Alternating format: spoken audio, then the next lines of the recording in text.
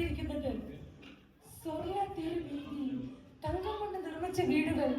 എനിക്ക് തോന്നുന്നു ഞാൻ സ്വർഗത്തിലാണ് എത്തിപ്പെട്ടിരിക്കുന്നത്.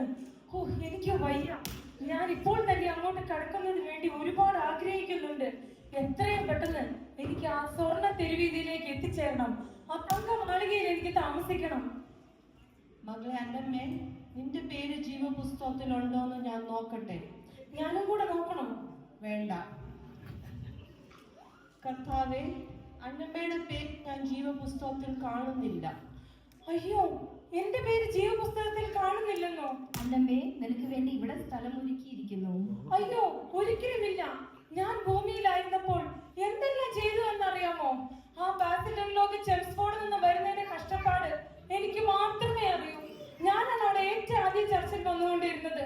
അത് കഴിഞ്ഞാൽ അവിടെ ചെയറിടുന്നതിനും മൈക്ക് സെറ്റ് ചെയ്യുന്നതിനെല്ലാം ഞാൻ സഹായിക്കുമായിരുന്നു. അതൊക്കെ പോട്ടെ, ഞാൻ അവിടുത്തെ സൺഡേ സ്കൂൾ ഹെഡ്മിസ്ട്രസുമായിരുന്നു. ഭൂമിയിലും എനിക്ക് കഷ്ടപ്പാടായിരുന്നു. എന്റെ പേര് ഒന്നുകൂടി നോക്കൂ. കർത്താവേ, അന്നമ്മയുടെ പേര് ഞാൻ ജീവപുസ്തകത്തിൽ കാണുന്നില്ല. അയ്യോ, ഞാൻ നിന്നെ അറിയുന്നില്ല. നീ എനിക്ക് വേണ്ടി ഇതൊക്കെയും ചെയ്തപ്പോൾ എന്റെ ഹൃദയം വേദനിക്കുകയായിരുന്നു. മത്തായി 7:21 എന്നോട് കർത്താവേ കർത്താവേ എന്ന് പറയുന്നവൻ ഏവനുമല്ല, സ്വർഗസ്ഥനായ എന്റെ പിതാവിന്റെ ഇഷ്ടം ചെയ്യുന്നവൻ അത്രേ സ്വർഗരാജ്യത്തിൽ കടക്കുന്നത്.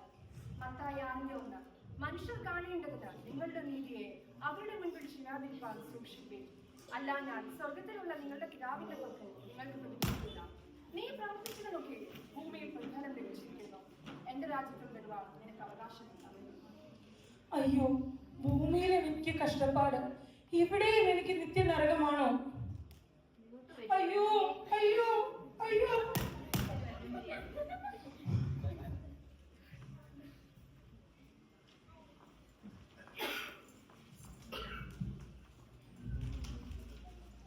ഞാനിത് എവിടെ എത്തിയിരിക്കുന്നു? എല്ലാം വളരെ മനോഹരമായിരിക്കുന്നല്ലോ. കണ്ടിട്ടൊരു സ്വർഗം പോലുണ്ട്. ദൈവമേ, എനിക്ക് സ്വർഗത്തിൽ എത്താനുള്ള യോഗ്യതയുണ്ടോ?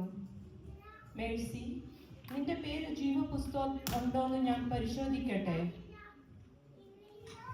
കർത്താവേ, ഞാൻ മേഴ്സിയുടെ പേര് ജീവപുസ്തകത്തിൽ കൊടുക്കും. ഗലാത്യർ 6:9-10 നന്മ ചെയ്യുകയിൽ നാം അടുത്തു പോകരുത്, തളർന്നു പോകാനായി തക്ക സമയത്ത് നാം ഒക്കെ ഇത് ചെയ്യുന്നു. അപ്പോൾ അവസരം കിട്ടും പോലെ നാം എല്ലാവർക്കും വിശേഷാൽ സഹവിശ്വാസികൾക്കും നന്മ ചെയ്യാം. മകളെ, അവളുടെ പ്രാർത്ഥനയും നീതി പ്രവൃത്തിയും മനുഷ്യർ കാണേണ്ടതിനല്ലായിരുന്നു. അവളെല്ലാം രഹസ്യത്തിൽ ചെയ്തു. അതിനാൽ നീ എന്റെ രാജ്യത്തിന് അവകാശം കഴിക്കുന്നു. മകളെ, നന്ദി കർത്താവ്. അയ്യോ, ഇതാ മേഴ്സിയല്ലേ? ഇവിടെ ഇതൊക്കെ എപ്പോ ചെയ്തു? ഞാൻ ഇതൊന്നും അറിഞ്ഞില്ലല്ലോ.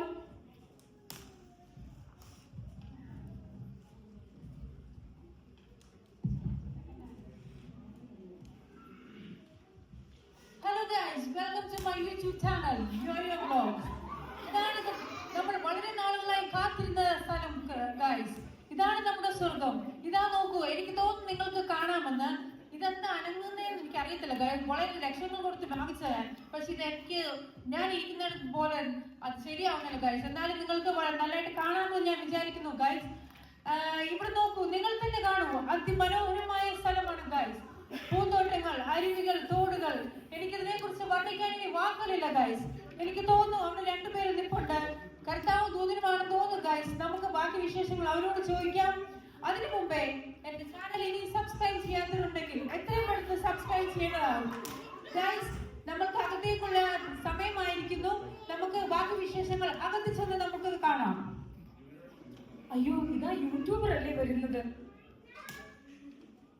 ആഗ്നസ്, നിന്റെ പേര് ജീവപുസ്തകത്തിൽ ഉണ്ടോന്ന് ഞാൻ പരിശോധിക്കട്ടെ? ഓക്കെ. കർത്താവേ, ഞാൻ ആഗ്നസിന്റെ പേര് ജീവപുസ്തകത്തിൽ കാണുന്നില്ല. എന്ത്?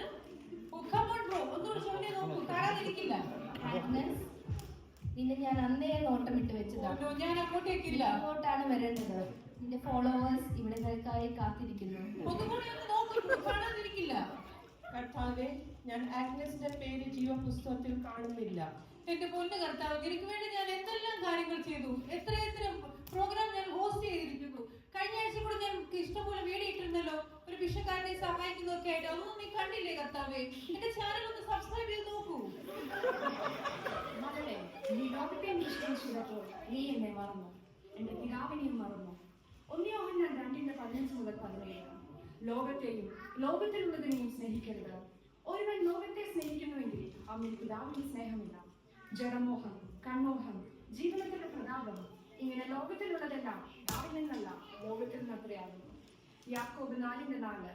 ആകയാൽ ലോകത്തിന്റെ സ്നേഹിതനാകുവാൻ ഇച്ഛിക്കുന്നവരെല്ലാം ദൈവത്തിന്റെ ശത്രുവായി തീരുന്നു. അതിനാൽ നിനക്ക് ഇവിടെ പ്രവേശനമില്ല. നിനക്കായുള്ള വാതിൽ അതാകുന്നു. കർത്താവേ, എന്റെ ഫോളോവേഴ്സിനോട് ഞാൻ ഇനി എന്ത് പറയും? എനിക്ക് ഒരു അവസരം കൂടെ തരൂ കർത്താവേ. ഫോളോവേഴ്സ് എല്ലാം ഇവിടെ ഉണ്ട്.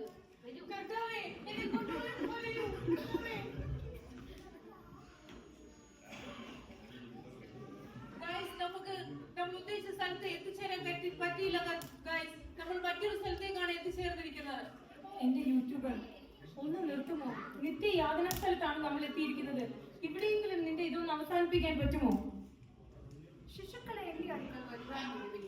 അവരെ തടുക്കരുത്. സ്വർഗരാജ്യം ഇങ്ങനെയുള്ളവരുടേത്.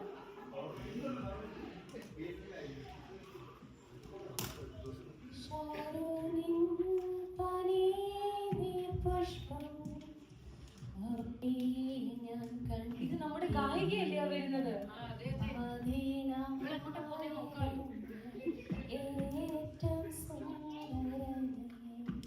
അങ്ങനെ ഞാൻ എൻ്റെ 10,000 സുന്ദരനായ യേശുവിനെ കണ്ടുമുട്ടി.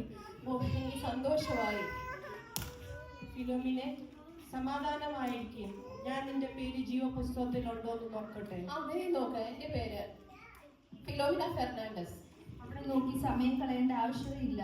ഫിലോമിന, എന്റെ പേര് ഇവിടെയുണ്ട്. ഫിലോമിനെ, നിന്റെ പേര് ഞാൻ ജീവപുസ്തകത്തിൽ കാണുന്നില്ല. എഫ് വെച്ചാണ് നോക്കിയത്. എന്റെ പേര് പി, ഫിലോമിന ഫെർണാണ്ടസ്. ഈ അക്ഷര വിദ്യാഭ്യാസം ഇല്ലാത്ത ദൂരെ മാറ്റി യേശുവെ, ഞാനിവിടെ നിന്നോളാം.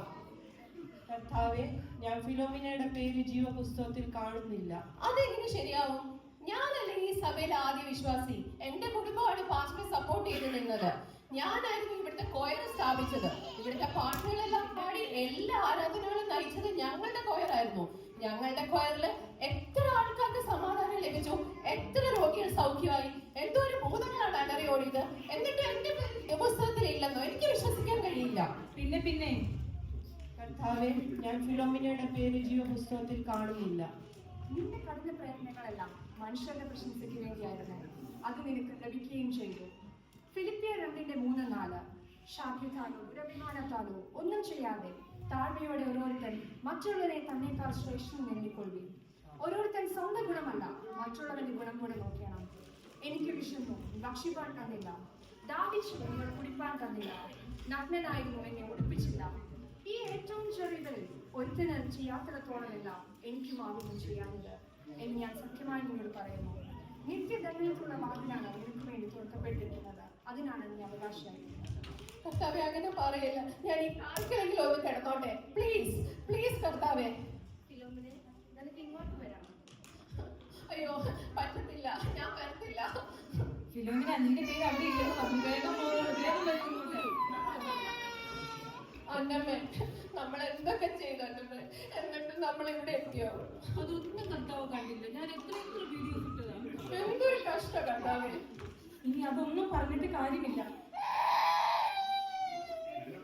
വരെ വിഷമമായി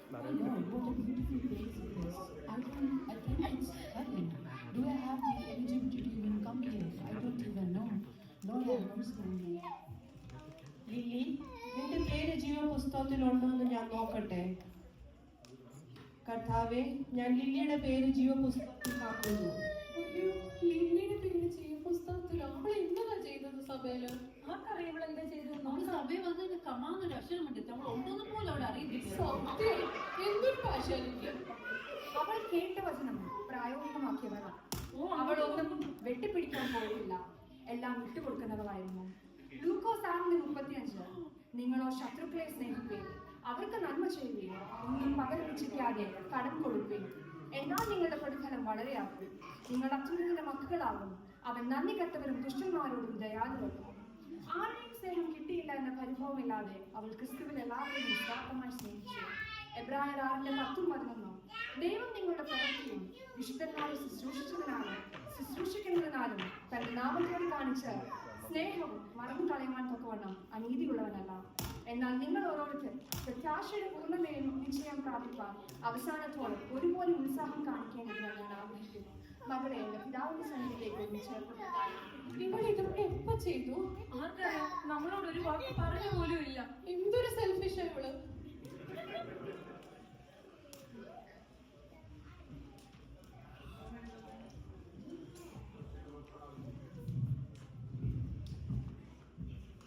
So, to help our kids understand better, I would like to present the conclusion in English.